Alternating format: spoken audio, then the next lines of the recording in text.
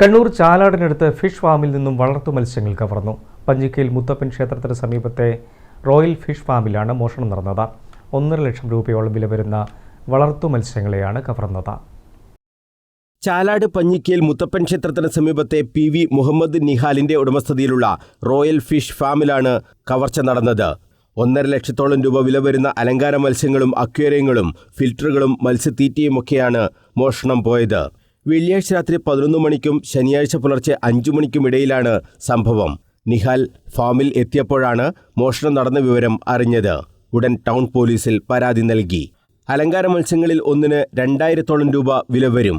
Red spot severum, colour widow, fighter fish എന്നീ വളർത്തു മത്സ്യങ്ങളും മോഷണം പോയിട്ടുണ്ട്.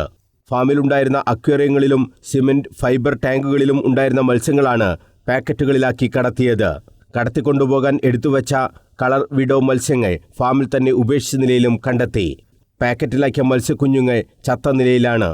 കേന്ദ്ര സംസ്ഥാന സർക്കാരുകളുടെ സബ്സിഡിയോടെ 1 മാസം മുമ്പാണ് സ്ഥാപനം തുടങ്ങിയത്.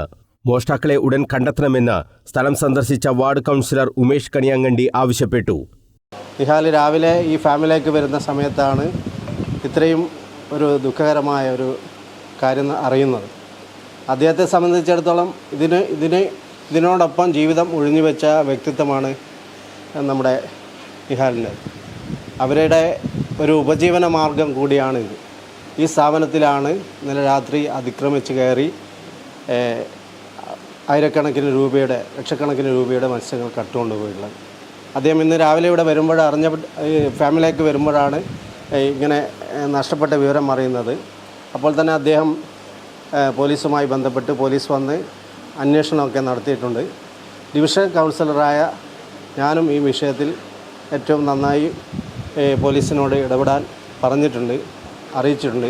നമ്മുടെ HI ജയമോഹൻ സാറും വന്നിട്ടുണ്ട്. അദ്ദേഹമൊക്കെ ഈ വിഷയത്തിൽ അടിയന്തര നടപടി സ്വീകരിക്കണമെന്ന് ഉത്തരവാദപ്പെട്ട ഉദ്യോഗസ്ഥന്മാരോട് പോലീസിനോടും ആവശ്യപ്പെട്ടിട്ടുണ്ട്. Pallikkunnu zonal senior health inspector TP ജയമോഹനും സ്ഥലം സന്ദർശിച്ചു. News bureau, Kannur.